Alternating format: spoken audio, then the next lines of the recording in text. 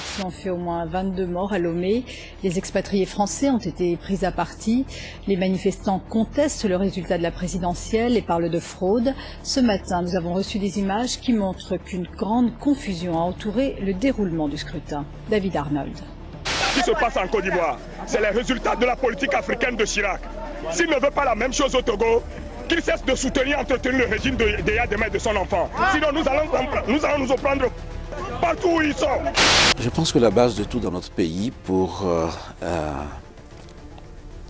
lancer ce que j'appellerais le changement, c'est la réconciliation, une vraie réconciliation. Si je vous parle de succession dynastique, la majorité des abonnés vont forcément penser au Bongo. Avec Ali Bongo qui va succéder à Omar Bongo après 42 ans de règne. Et ce, malgré de nombreuses contestations au sein du PDG, le Parti démocratique gabonais, parti créé par Omar Bongo. Mais d'autres abonnés sur la chaîne pourront également penser à Joseph Kabila qui va prendre le pouvoir après l'assassinat de son père, Joseph Kabila. Et à la différence du Gabon, là, c'est l'entourage du père qui va propulser le fils à la tête de l'État. Par contre, comme au Tchad d'ailleurs, le fils est souvent accusé d'avoir tué le père pour prendre le pouvoir. Mais là, la succession de Gnassingbé et Yadema est assez particulière parce que les prétendants sont nombreux. D'abord, on a Ernest Gnassingbé, aîné de la fratrie, qui va être pendant longtemps celui qui était préparé à succéder à son père. Mais malheureusement, il va être atteint d'une maladie et beaucoup estiment même qu'il aurait été empoisonné. Ce qui va l'éloigner du visage politique togolais juste avant la mort de son père. On a également Pacha et Fort Gnassingbé, deux fils de Gnassingbé et Yadema, qui auraient pu également lui succéder. D'ailleurs, les deux vont diriger le pays en tandem avant que des tensions entre les deux n'éclatent. C'est cette succession périlleuse, remplie de péripéties, que nous allons essayer de décortiquer aujourd'hui. Les amis, comme d'habitude, abonnez-vous, likez si ce n'est pas encore fait. Lâchez un petit commentaire au début ou à la fin de la vidéo, ça fait toujours plaisir. Maintenant, asseyez-vous parce que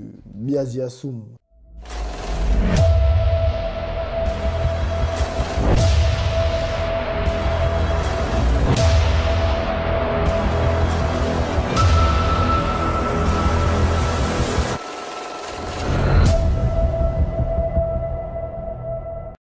La santé du général Eyadema va commencer à se détériorer sérieusement à partir de janvier 2005. Et malgré les conseils de son entourage, le vieux ne va pas vouloir s'arrêter. Il va vouloir continuer son travail au lieu de se reposer durant cette période. Il va donc enchaîner réceptions et manifestations publiques. Au milieu de ce même mois de janvier, il part en Suisse pour effectuer des examens. Mais les résultats sont assez flous. De retour à Lomé, il reprend encore ses responsabilités et il s'adonne à son travail comme d'habitude. Mais de l'autre côté, son état empire. Les jours qui vont suivre, le colosse Eyadema va refuser de se faire transporter à l'étranger, ce qui va encore empirer la situation. Et ce n'est que le 5 février 2005 qu'il sera transporté dans une civière à l'extérieur du pays, accompagné de certains de ses fils. Pendant le vol, sa santé se dégrade irréversiblement. Et alors qu'ils étaient en train de survoler la Tunisie, Eyadema rend l'âme. Les autorités togolaises vont énormément patienter avant de donner la confirmation du décès du président. Et aussitôt, la dépouille du président togolais sera rapatriée dans son pays avant d'être transférée dans son village natal à 16h30.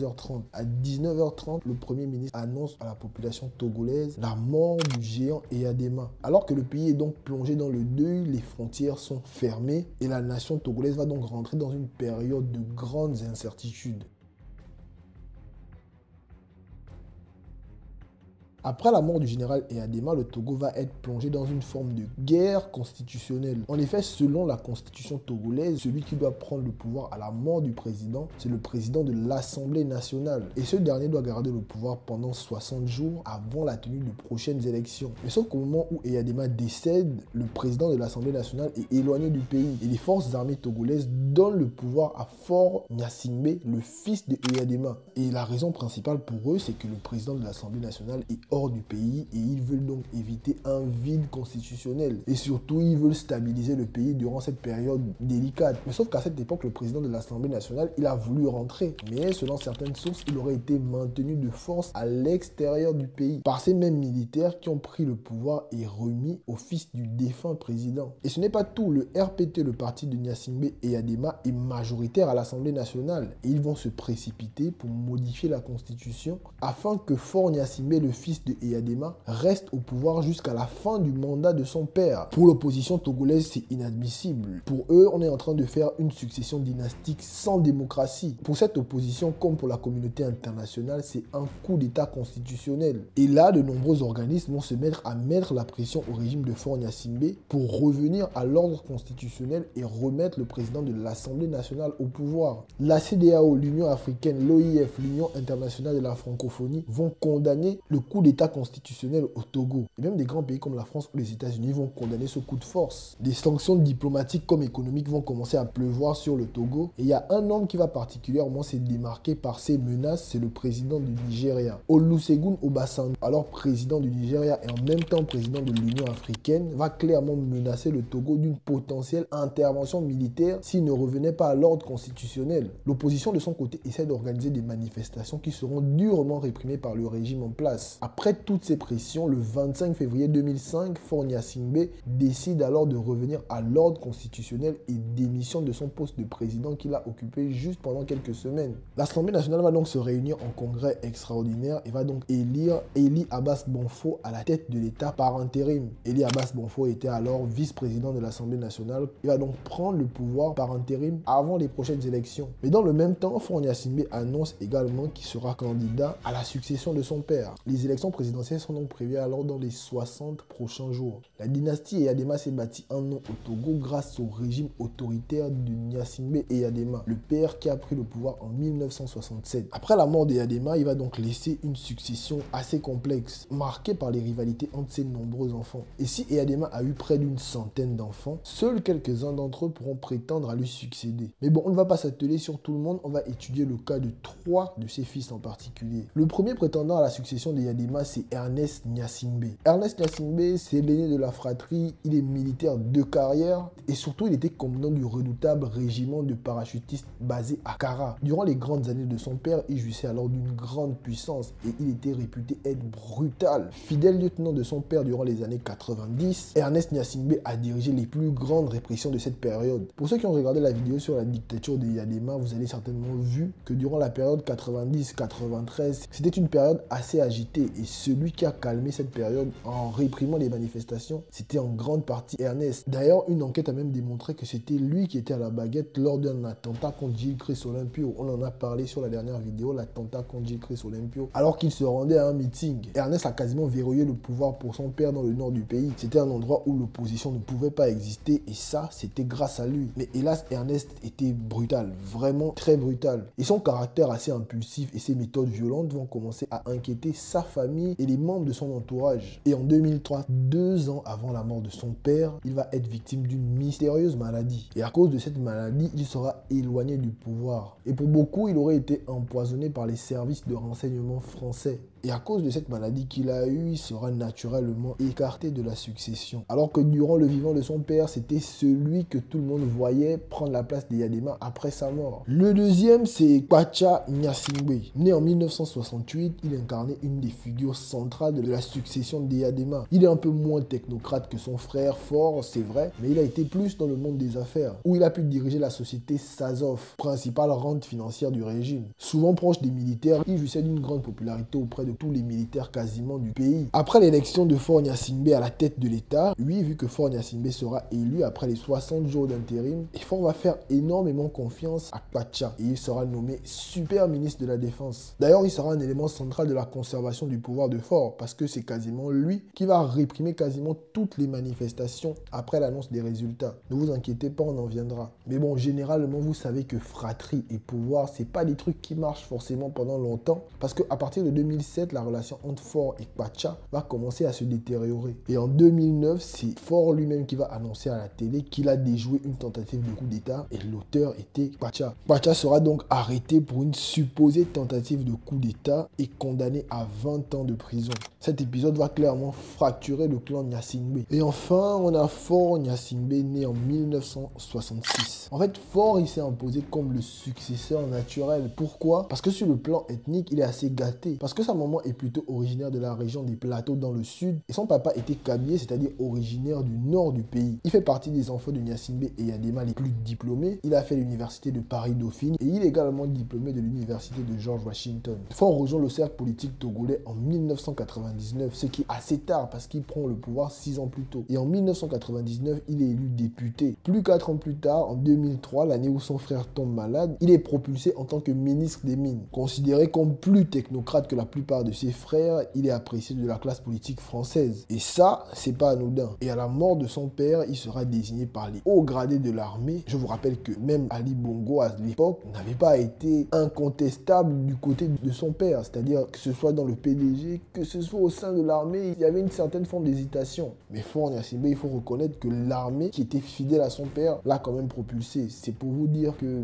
quelque part, il avait été adoubé. Maintenant, est-ce qu'il a été adoubé par le peuple togolais? C'est ce que nous allons essayer de voir tout à l'heure. Mais avant, essayons de jeter un œil sur l'opposition. Parce que eux aussi, de leur côté, ils vont bien se préparer pour cette élection. L'opposition durant cette période va sembler être affaiblie déjà par les 38 ans de règne de Eyadema et surtout par la période des années 90 où on a eu l'impression qu'ils auraient pu prendre le pouvoir mais ils ne l'ont pas pris. Et cette même opposition peut se diviser en plusieurs fragments. Tout d'abord, on a une opposition réformiste menée par Edem Kodjo, une opposition intellectuelle sous l'égide du professeur Ninimvi. J'espère que je le prononce bien. Une opposition révolue dirigée par M.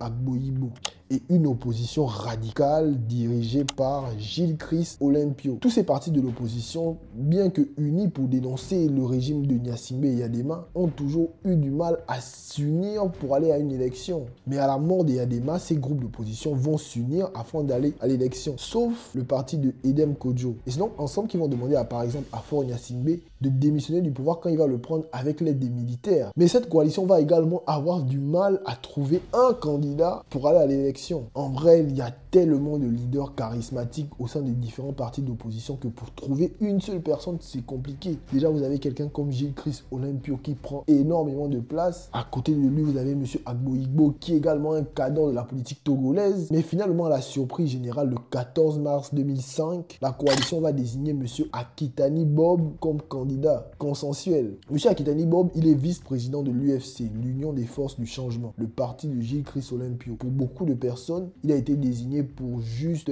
réserver le pouvoir pour Gilles Chris Olympio. Et là, l'opposition arrive avec un candidat suffisamment fort pour battre le RPT de Gnassingbé.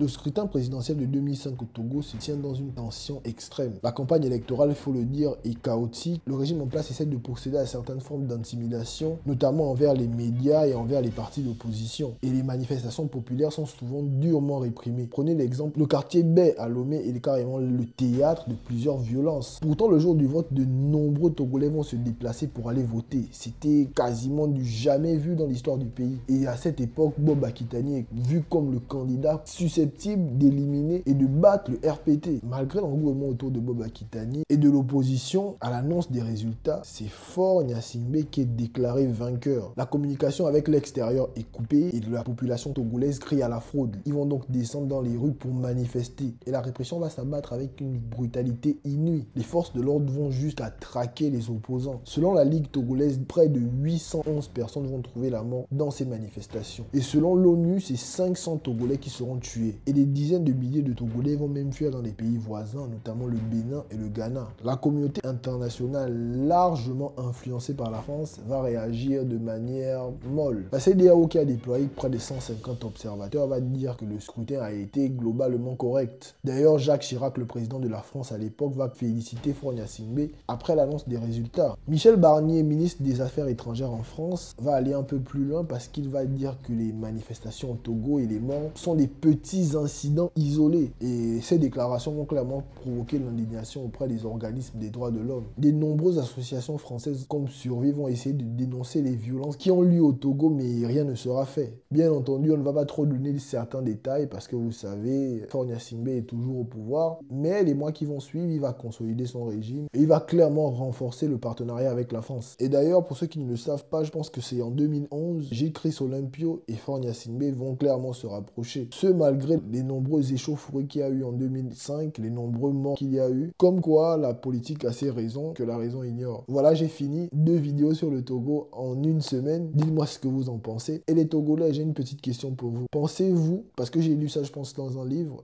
sur la France-Afrique qui disait que les descendants de Portugais, comme Gilles Christ Olympio, ont un ressentiment envers les Kabyles parce que pour eux, c'était eux les plus intelligents et ils estiment que eux, ils devraient garder le pouvoir. Est-ce que vous trouvez qu'au Togo, il y a ce ressentiment auprès de cette ethnie qui trouve que voilà, ils sont un peu supérieurs et que pour eux, personne d'autre que eux ne devrait diriger le pays? Dites-moi ce que vous en pensez sur le sujet en commentaire. Sur ce, prenez soin de vous.